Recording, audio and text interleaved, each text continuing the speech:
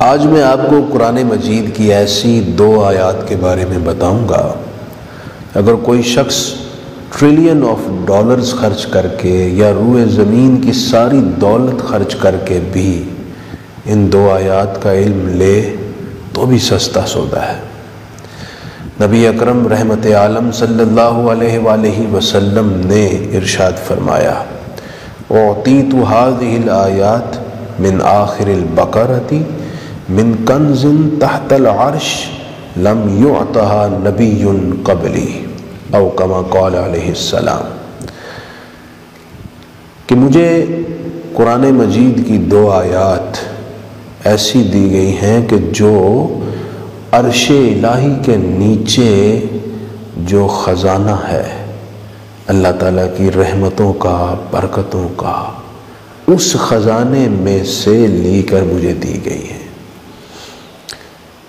اور مجھ سے قبل 1,24,000 کم و بیش انبیاء تشریف لائے، کسی نبی کو یہ خزانہ نہیں دیا گیا۔ تو وہ خزانہ جو عرش الہی کے نیچے تھا، اس میں سے یہ 2 آیات ہیں۔ تو آپ خود سوچئے، کیا روئے زمین کا سارا مال و متاع اس کا متبادل ہو سکتا ہے، اس کی قیمت ہو سکتا ہے؟ قطعاً نہیں۔ اس لیے یہ بہت قیمتی، عظیم اور انمول تحفہ ہے۔ آپ صلی اللہ علیہ وآلہ وسلم نے یہ بھی ارشاد فرمایا کہ تم ان آیات کو اپنی عورتوں کو اور اپنے بچوں کو سکھاؤ۔ ایک حدیث میں یوں فرمایا گیا کہ جو شخص رات کو 3 دن یہ آیات روزانہ پڑھے، یعنی ایک مرتبہ روز پڑھے 3 دن تک، تو اس گھر سے شیطان بھاگ جاتا ہے۔ اسی لیے حضرت سیدنا فاروق اعظم اور حضرت سیدنا مولا علی کرم اللہ تعالی وجہہ الکریم ورضی اللہ تعالیٰ عنہما دونوں فرمایا کرتے تھے کہ جس کو اللہ تعالیٰ نے عقل میں سے اتنا سا بھی حصہ دیا نا، ایک ذرہ بھی، تو اسے ان آیات کا علم ہے، تو وہ رات کو یہ آیات پڑھے بغیر کبھی نہیں سوئے گا۔ وہ اتنا زور دیتے تھے کہ یہ آیات پڑھ کر سو۔ اس کے 2 بہت بڑے فائدے ہیں۔ ایک تو یہی جو آپ نے حدیث سنی کہ جو روزانہ پڑھے گا شیطان ٹھہر ہی نہیں سکتا، شیطان اپنی واردات نہیں کر پائے گا، اس شخص کو تکلیف نہیں دے پائے گا۔ دوسرا فائدہ یہ ہے کہ مشائخ طریقت فرماتے ہیں جو ان آیات کو رات روز پڑھے، اگر رات کسی وقت اس کی موت ہوئی تو اس کا ایمان پر خاتمہ ہوگا، وہ اپنا متاع حیات سب سے قیمتی دولت ایمان محفوظ لے کر جائے گا۔ حضرت عبداللہ بن عباس رضی اللہ تعالیٰ عنہما یہ بھی ارشاد فرماتے ہیں کہ جو رات ان آیات کو پڑھے تو یہ آیات تہجد کے بھی قائم مقام ہے، اللہ کریم اسے تہجد پڑھنے کا بھی ثواب دیتا ہے۔ اگرچہ تہجد کی ادائیگی کا اپنا لطف اور کیف ہے، وہ پڑھنا اپنی جگہ بہت سعادت کی بات ہے۔ یہ آیات کون سی ہیں؟ یہ سورہ بقرہ کی آخری 2 آیات ہیں۔ ان کو یاد کیجئے، خود بھی پڑھیں، اپنے بچوں سے رات کو سنیں، انہیں پڑھنے کا کہیں، اپنی ازواج کو یاد کروائیں۔ انشاءاللہ اس کی زندگی میں بہت برکت ہوگی، خیر ہوگی۔ آئیے ان آیات کا ترجمہ سماعت فرما لیں۔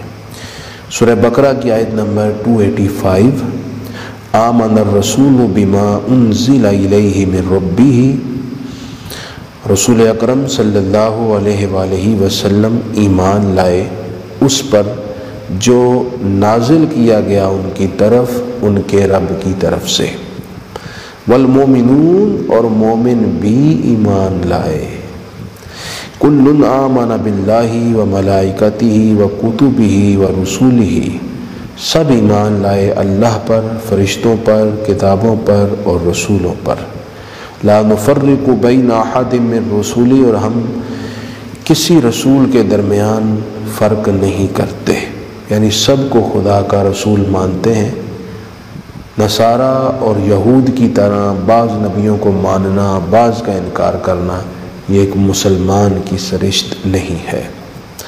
وقالو اور عرض کی سمعنا کہ ہم نے سنا، واطعنا اور ہم نے اطاعت کی، غفرانک اے اللہ ہمیں بخش دے، ربنا اے ہمارے رب، وإلیک المصیر اور تیری ہی طرف ہم نے حاضر ہونا ہے۔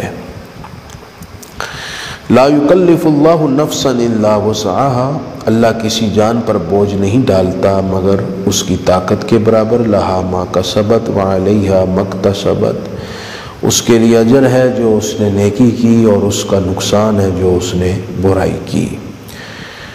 ربنا لا تؤاخذنا ان نسینا او اخطأنا، اے ہمارے رب تو ہمارا مواخذہ نہ کر اگر ہم بھول جائیں یا ہم خطا کر لیں۔